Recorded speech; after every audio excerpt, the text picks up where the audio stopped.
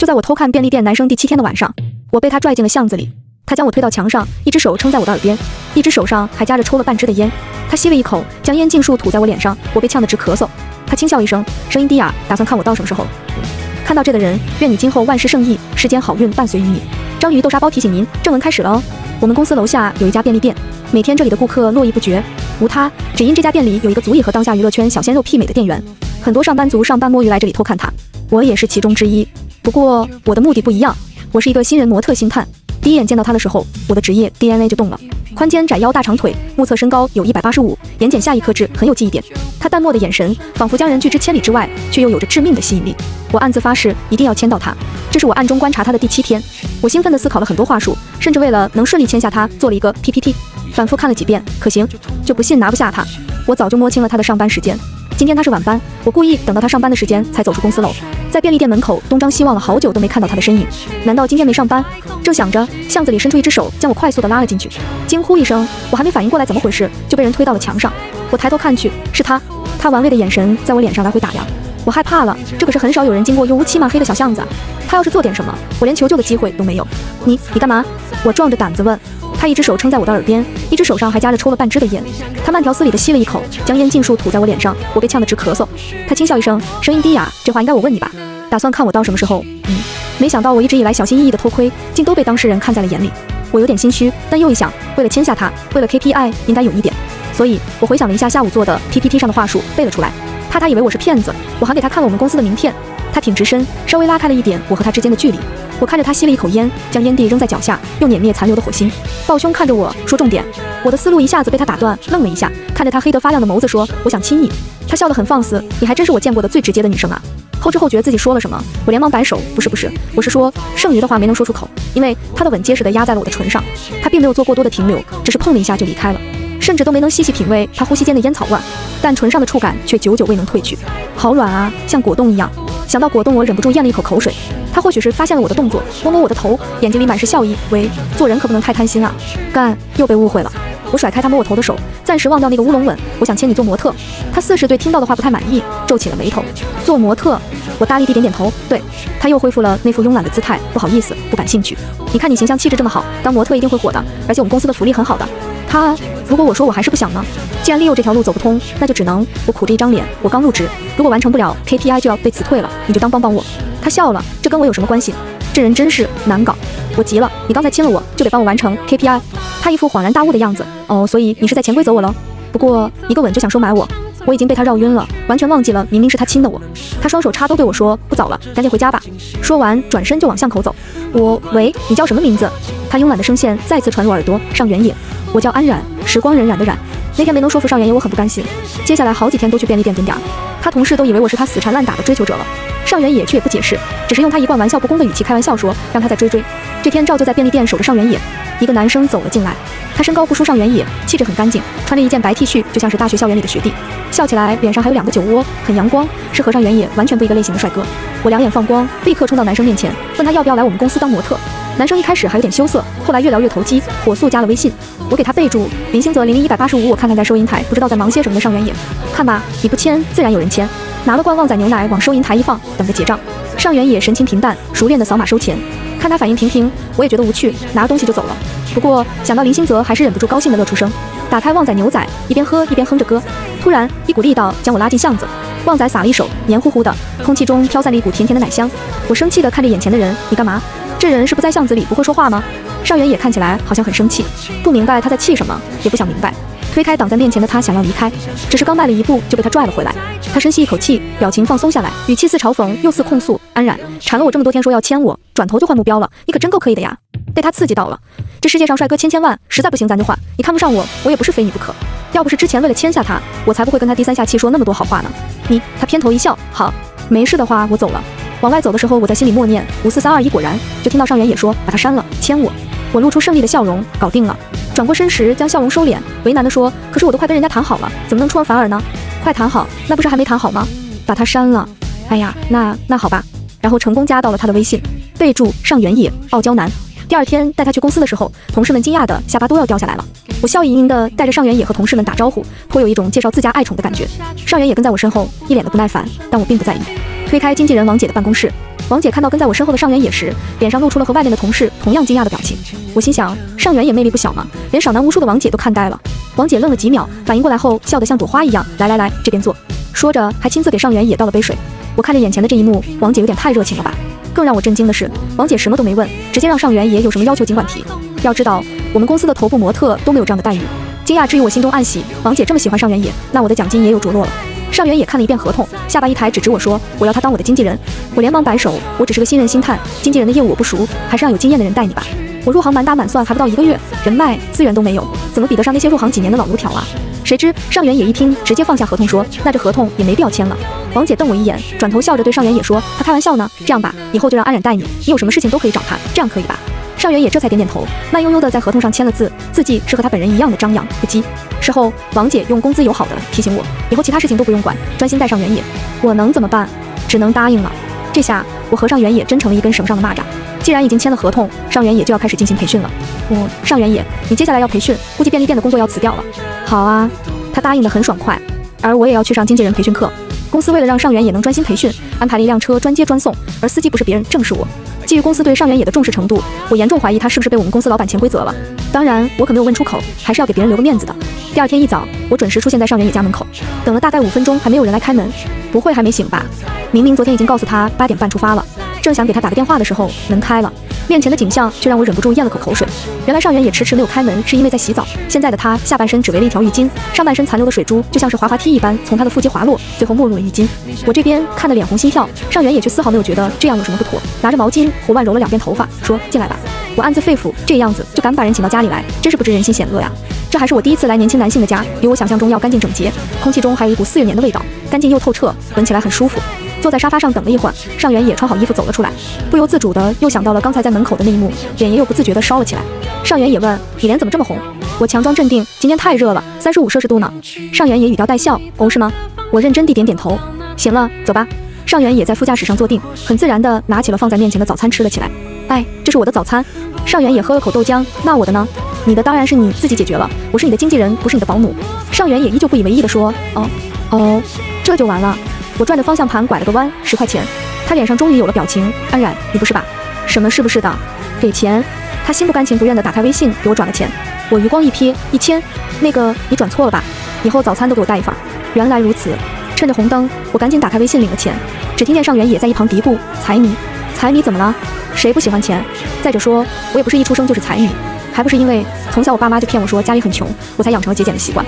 当时我爸妈给我洗脑，只有我考上好大学才能改变我们一家的命运。我也确实不负他们所望，考上了重点大学。直到那个时候我才知道，原来我们家有好几家公司，我爸是个大老板。记得当时我爸妈跟我坦白的时候，问我开不开心，我气得只想哭，因为一直觉得自己家穷，所以在面对邻居家的小哥哥时一直很自卑。尽管那时候只有6岁，可是当时邻居家小哥哥是方圆10里内最好看的小男生，不少小姑娘看他一眼都会脸红。明明我可以近水楼台先得月的，可是因为自卑，没有把自己的喜欢说出口。直到10岁的时候，小哥哥一家搬走，他成了我心中的白月光。想着往事，车已经开到了培训班。上原野下车的时候，我跟他说，等我那边完事就来接他。最后得到了他一个敷衍的。接下来的1个月，我早上去接上原野去培训班，晚上再送他回家，过着3点一线的生活。期间最开心的事情就是发工资了，因为这次我的工资加奖金竟然翻了1倍。我看着账户余额满足的笑了，看到上原野都觉得他比以往更帅了。为了庆祝，我请上原野吃了一顿饭。不过他似乎并不是很开心呢，因为饭桌上还有一个人林新泽。记得上原野一脸开心的走进来，又面无表情的坐下，没好气的问我他怎么在这。我心虚的笑笑，他也算是帮了我忙吗？要不然我怎么能签下你？怎么拿这么高的工资啊？把菜单递给上原野，第一次这么豪气的说喜欢吃什么尽管点。只是看着上原野的手指在菜单上挥来挥去，如同指点江山般潇洒的动作，我顿时有点胃疼。怎么舍不得了？我咬咬牙，怎么会？我们那个冤种老板给我发了双倍工资呢，放心吃，不够再加。说着，我给林新泽加了一块烤肉。新泽，别客气啊。谢谢姐。上原野瞪大了双眼，姐，你不用叫我姐，我比你还小5个月呢。不是，他管你叫姐。哦，忘了告诉你，他爸是我舅舅亲的。林新泽在一旁连连点头。当初真的是情急之下才想出这么一招，找了还在上大二的表弟来救场。不都说男人喜欢争强好胜吗？找个同性给他制造危机感，这不就轻松拿下了？原本还以为上原也会因为我请了个托骗他签约而不高兴，结果他笑得无比开怀，对林新泽的态度也180度大转弯，竟然开始和林新泽称兄道弟了。趁上原也去洗手间的时候，我教育林新泽，看见没有，不好好学习就得像上原也这样靠出卖色相赚钱，以后可一定要听舅舅舅妈的话，好好学习，别搞七搞八的。不知道林新泽这小子最近在想什么，竟然想休学去搞电竞。谁知道林新泽眉毛一皱，嘴一撇，姐，我不许你这么说我野哥，长得好看也是一种实力，你不能歧视别人的长相。得，这么么一会儿就开始管别人叫哥了，真是喂不熟的小兔崽子。再说了，你的愿望不就是建立一个自己的模特帝国，天天看小鲜肉在你面前走台步吗？就我也搁着长相，一个不顶10个小鲜肉。这倒是实话。上元也回来，林星泽这个大嘴巴就把刚才我们聊的都告诉他了。上元也意味不明的看着我笑了笑，模特帝国，天天看小鲜肉，你可真敢想啊！也就是一般敢想，一般。天知道为什么我一看上元也露出这副表情，就莫名其妙的心虚啊。一顿饭结束，林星泽打车回学校，我把上元也送回家，一路上把我知道的所有赞美之词都说了一遍，因为最后是上元也买的单。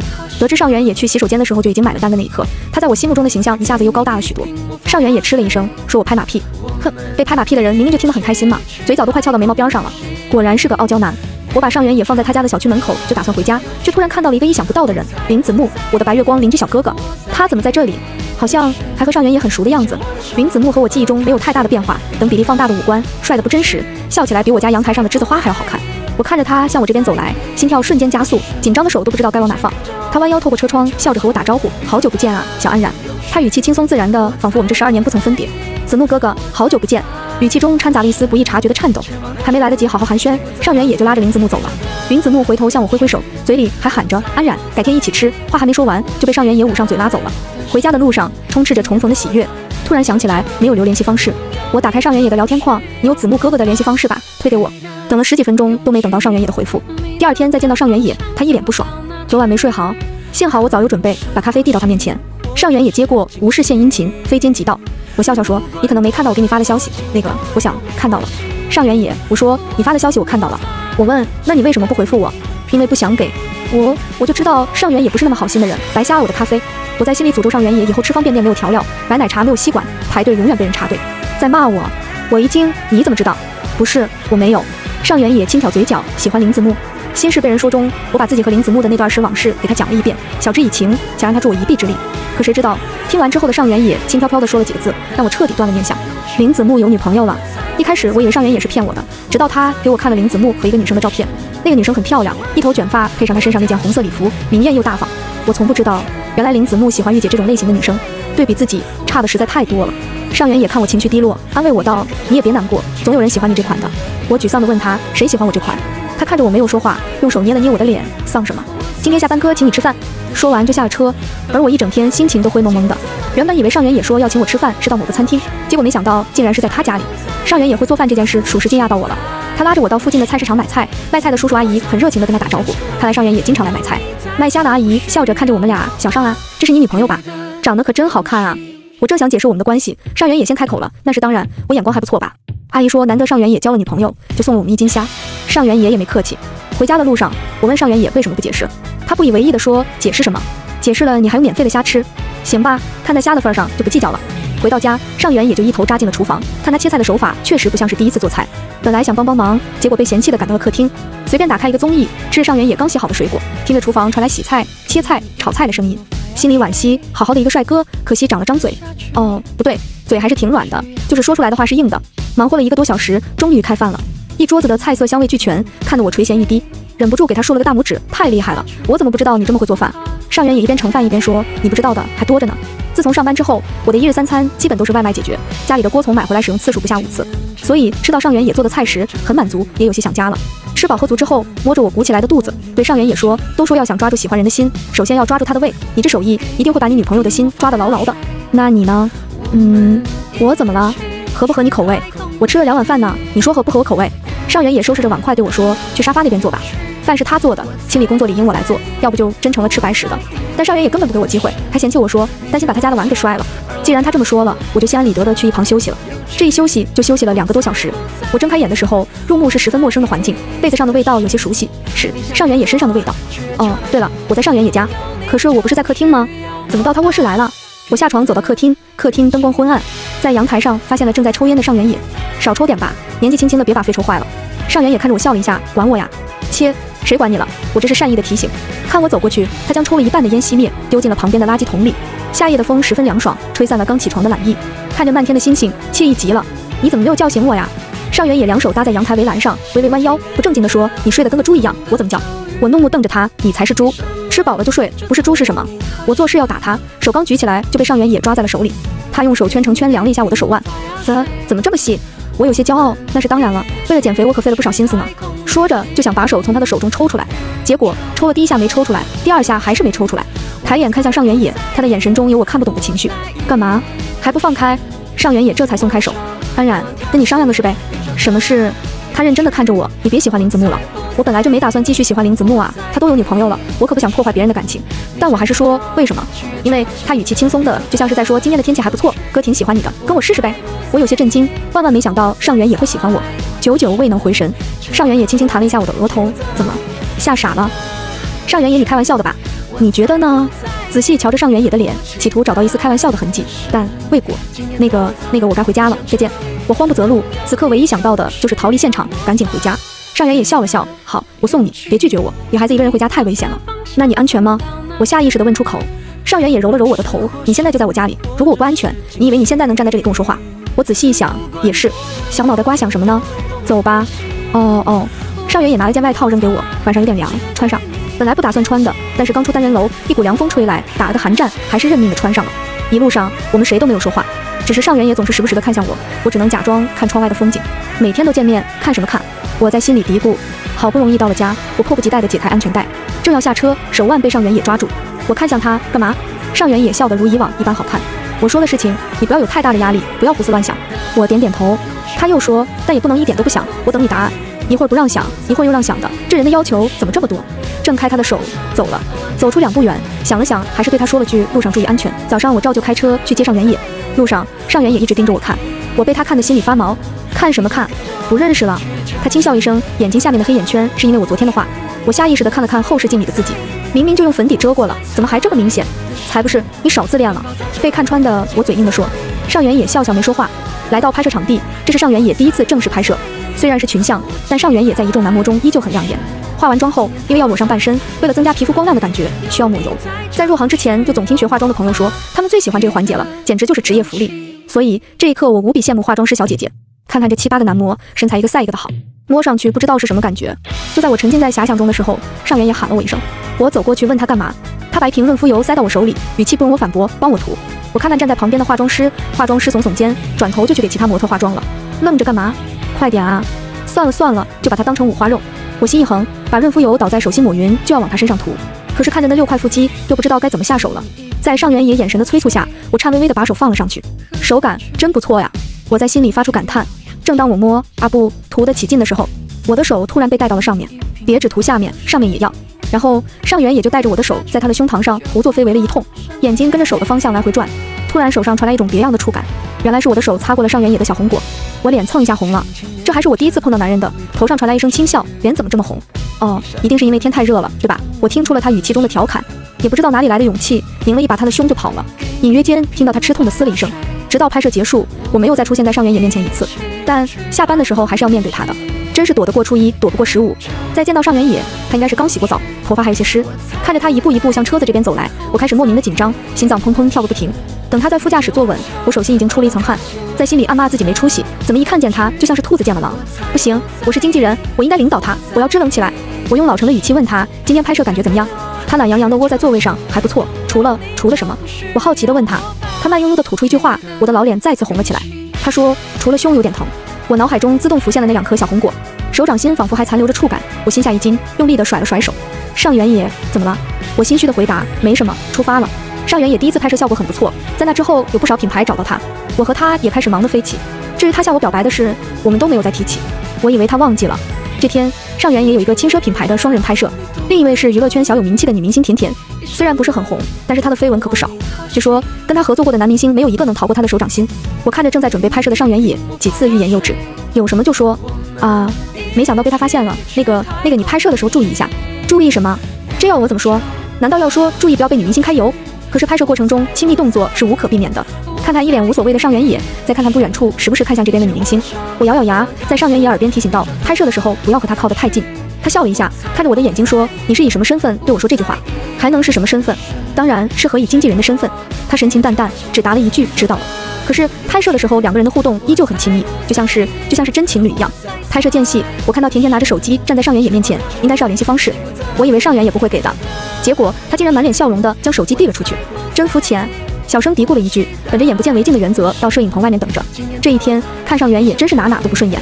当晚在朋友圈发了一句男人不在，就像烂叶菜，并锦上原野可见。过了一会儿，上原野打来电话，不情愿地接起，他只说了下楼2个字，没等我问为什么，他就把电话挂断了。我看着手机锁屏界面，十分生气，这人真是一点礼貌都没有。走到楼下，就看到他站在不远处的亭子里吸烟。他穿了一件白色衬衫，虽然规规矩矩地扣着扣子，但因为衬衫衣领本身就比较大，因此能轻易地看到他的锁骨，还有脖子上随着他的动作晃动的项链，衣摆随着夏夜的晚风轻轻飘荡。我下意识地拿出手机对着他拍了一张照片，他似乎也察觉了我的目光，抬头向我看来。我迅速地收起手机，以防被他发现我在偷拍，否则这人不知道又要说什么来调侃我。他向我走来，半路被2个小女生截下。2个小女生害羞地问上原野能不能给他们微信。上原野看向我挑挑眉，不好意思，我老婆来接我了。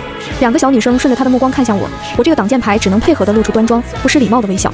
2个女生说了好几句对不起之后，手拉着手跑了。上原野慢悠悠地走到我面前，我没好气地问他找我干嘛，他没回答，反倒是拿起手机在翻找什么。随后他将手机递到我面前，我看过去，赫然是我那条仅他可见的朋友圈。突然有一种骂人被当事人逮到的感觉，我强装镇定地问怎么了。他收回手机揣进兜里，又吸了口烟，这才说了一句说我的。我打死不认，我可没指名道姓，你别自己对号入座。他轻笑了一声，安然，你在不高兴什么？我什么时候不高兴了？今天下班后一句话都不跟我说，转头又发了这么一条阴阳怪气的朋友圈，这不是不高兴是什么？被戳穿之后，我的脸腾一下红了起来。上原也叹了口气，捏了捏我的脸颊，承认喜欢我就这么难吗？我喜欢他吗？应该是喜欢的吧，毕竟他确实长在了我的审美点上。可是你今天不是和甜甜聊得挺好的吗？干嘛还来找我？他松开了手，我的脸恢复自由。他说就因为这个。什么叫就因为这个？这事儿说小不小，说大不大，但在我的认知里，如果喜欢一个人还和另一个人聊骚，那就是道德低下，是原则性问题。他看我生气地瞪着他，倒也不做解释，只是掏出了手机。今天下午给他看的是这个。说完，我就看到手机屏幕上出现了我的照片，还是睡着后的照片。按绿色的被子告诉我，这是上原野的卧室，是那天我在他家睡着的时候他偷拍的。且不论他为什么会偷拍我，单说这张照片给别人看就很容易造成误会，所以上原野当时并不是给甜甜微信，现在还觉得我是烂叶菜。就算不是，你长成这样也不安全。我小声嘀咕了一句，就算今天没有甜甜，以后或许还有张甜、李甜，我要时刻担心着他会不会被别的女人勾搭走，这样的恋爱安全系数太低了。我就当你夸我了，而且你不试一试怎么就知道我不安全？他俯下身直视着我的眼睛，做出保证，不管是现在还是未来，我都只会喜欢你，就算我们会分开，也只会是你不要我。他顿了一下，当然我不会给你丢掉我的机会，纵使天天在网上刷到不要相信男人的甜言蜜语的帖子，但不可否认，我此刻是有些心动的。怎么样，要不要跟哥在一起？作为被表白的人，我得端着点，可不能让他这么轻易的就拿捏住我。我淡淡的说，看在你长得还不错，又这么死皮赖脸的份上，我就勉为其难的答应吧。他笑得无比灿烂，那我就谢谢你给我这个机会了。我傲娇的说，不用谢。他将我一把搂进怀里，头抵在我的肩膀上，声音低哑的说，你知道我现在想干什么吗？我问，想干什么？想亲死你。听了他的话，我又往他的怀里埋了埋，闷闷的说，哪有你这样的？突然我想到一件事，从上原野的怀里挣扎出来，说，完了，公司不允许办公室恋情。上原野皱了皱眉，有这条。我十分肯定的点了点头。第2天上班后，公司群里发布了新的员工守则，里面禁止办公室恋爱的一项竟然被删除了。也是这个时候我才知道，原来公司有这么多地下情侣。我跟上原野八卦的时候，提到我们刚在一起，公司就改规章制度，实在是太巧了。半个月后的某一天，我才知道，所谓的巧合不过是某人的故意为之。那天上原野好不容易休息，我们也迎来了第1个约会日。和其他情侣一样，我们一整天都在逛逛吃吃。最后我们去了提前预约好的私厨。说起来，这家私厨还是我老爸推荐给我的，他经常在这里和好友聚餐。刚在包厢坐下，就接到了我老爸的电话，跟你一起来的那小子是谁？这话一听就知道我爸也在这家私厨，而且还看到了我和上原野一起进来。我心虚地说，他就是我带的那个模特，纯同事关系。虽然在公司里我们已经官宣了，可还没打算这么快就见家长啊。你别以为你老爸看不出来，一般同事关系他能搂着你的腰吗？把他给我带过来，我在你们隔壁包厢。说完就挂了。我气急败坏地重新打过去，结果提示关机了。上原也看我这副模样，问我怎么了。我说那个，我爸也在这里，他看见你和我一起进来了。说上原也挑了挑眉，示意我继续说下去。说想见见你。上原也点点头，好啊，走吧。我看他这么淡定的样子，有点惊讶，他怎么一点都没有见家长的紧张感？来不及思考，先把我爸这关过了再说。